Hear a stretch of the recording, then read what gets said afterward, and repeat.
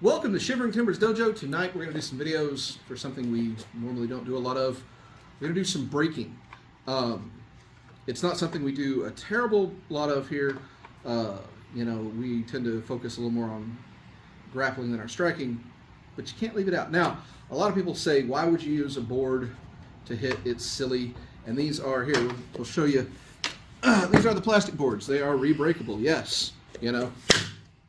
It broke. It doesn't mean that they are easy to break.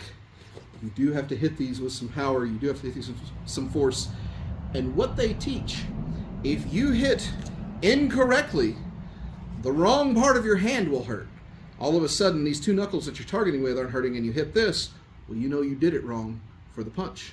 So, yes, boards don't hit back when you're breaking, but what breaking teaches is focus, power, and good technique so that when we are facing an opponent who will hit back, we can hit them correctly and strongly. So let's get to a little breaking to show you some of what we're talking about. Okay, so we talked about, we're going to do some breaking tonight. We have 4 different kinds of boards. We've got yellow, blue, red, and black. The yellow is the thinnest. This is the easiest to break. The black one here represents about a 1-inch pine board. And if you hit it, it really does, it takes some effort. You can't just push this thing across. You have to strike it. You have to mean it.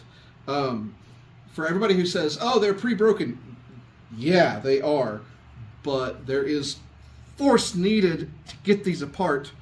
That's the entire purpose of them. So when you see this, think about your standard pine board, and these are successively thinner pine boards until your thinnest, where you use some of your lighter techniques. So we're going to demonstrate some of the strange hits you've seen me do in the past, some of the strange strikes, with actually a little power and force to show you that they can hit.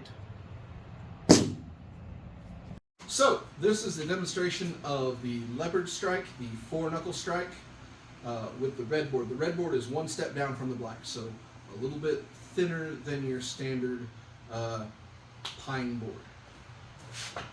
Why? Because if you are going to punch somebody with your full fist, use the full pine boards. Actually, I use a couple of these together, to break them with my whole fist. But this is a strike that I would use on something that isn't necessarily the hard targets. I'm going to hit the soft targets, but I do have to be able to hit with some power.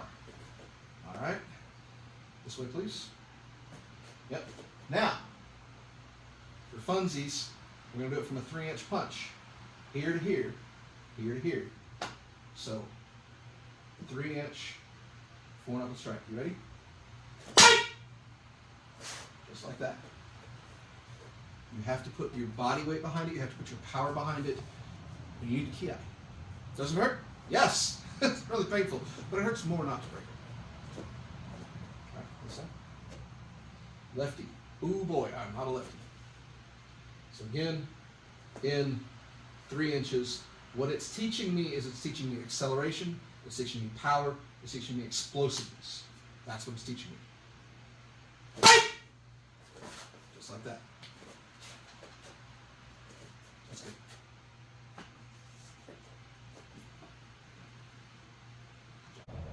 So now we're going to demonstrate the dragon strike, the 2-knuckle strike. Again, from a 3-inch punch. Why? Well, it's kind of easy for me to just do a cross with that. So I'm going to show you from a 3-inch punch.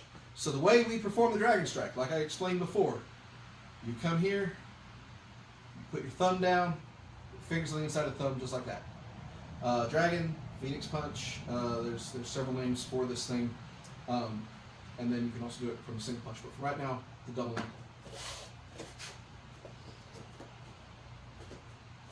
Again, from finger length away, this is what we're going to do. Again, you have to drive straight in. You have to put your body behind it. Your weight has to be behind this. All right, left side. Here, here. You have to think acceleration as fast as you can to get through that board. Okay, so now we are going to demonstrate the single knuckle, ippon, or phoenix eye, if you will. This is something I'm going to use Again, it's a good eye strike. It's a temple strike. It's these little soft points that you dig in. It's striking across. But to break the board, we're striking in. Again, from the 3-inch side.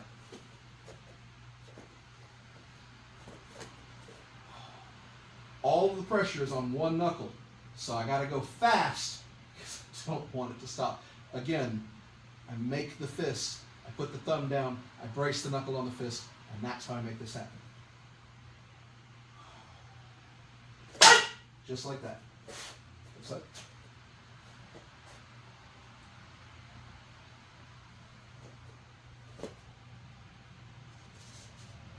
There we go. From the left side, same thing. Here, here.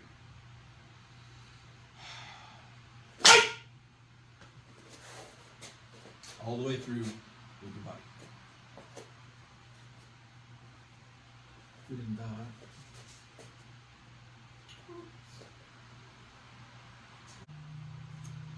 Now we're going to demonstrate a board break with the spear hand. Boy, when I showed the spear hand on the bag, that got some conversation. Nobody liked the spear hand. And yet, 3 katas in to Taekwondo, if you're doing the older Blue Cottage set, a spear hand is in Chosan.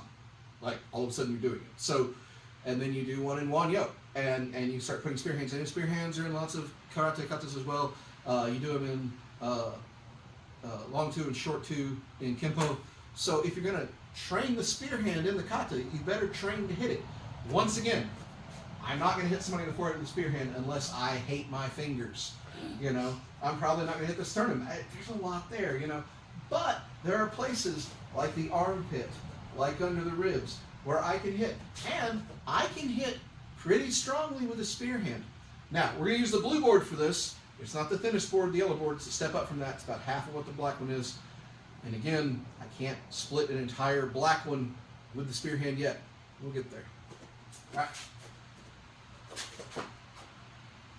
So we're going to get to, from here, instead of this, we're just going to strike with the spear. Just like that. For those of you thinking, I'm going to go try that. It takes some effort to work your way up to it. It's going to hurt.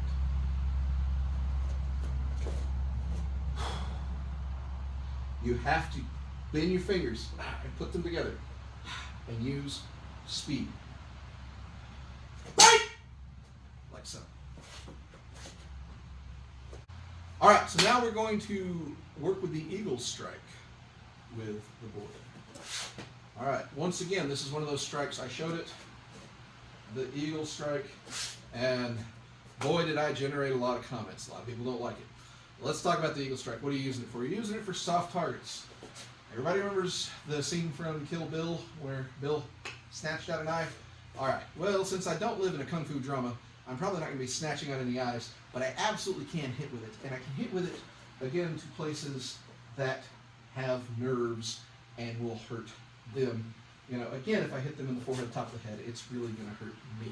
But I absolutely can hit the side of the ribs, hit to those nerve points right there. Is that nerve point going to stop the fight? Probably not. Is it going to hurt them and misdirect and open up something for me? Yes, that is my goal. Can I hit it pretty hard? Yeah. So we're going to use the red board for this. Again, just a step down from that full wooden board.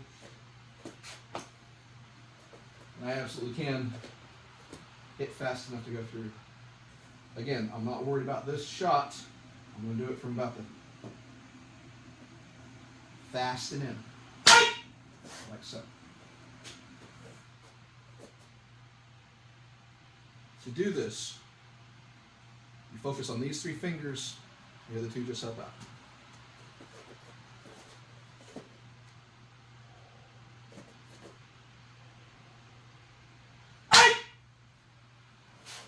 Eagle strike.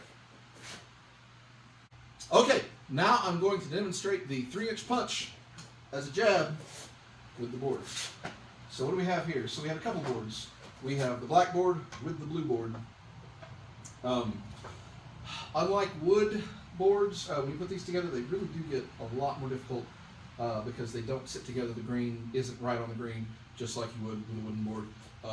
It takes some practice with this, but it can be done.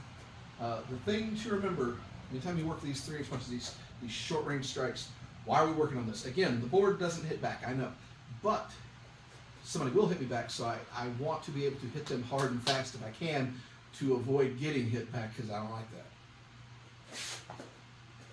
Start with the right.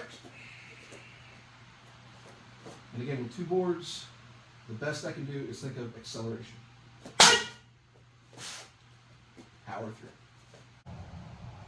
There we go. Lefty. I'm not a lefty. It's a lot harder for me. We were practicing. It takes me a bit. So what I have to work on is I have to feel the acceleration and my body weight. I have to feel the targeting. I know that my knuckles have to hit this line, and they have to hit it right on. Let's do it again. There we go. Doesn't always work on the first try. This is why we practice. So that was a little bit of board breaking. We'll do some brick breaking in the future. Full disclosure, I tried to break the brick tonight. Couldn't. My hand is quite a bit sore from all the board breaking. I haven't done it in a while. Again, we don't do a lot of board breaking, but it's useful to work on your focus and your power to add to the tools that you already have when you work on, all your motions with your partner, to be able to add the focus and the power to that just makes you better at fighting in general. Like I said, we use these boards to really work on our focus, work on our power. Yes, the boards don't hit back. That's okay. That's not what we're worried about. What we're worried about is getting our technique and getting actual feedback on something that's hard and a challenge.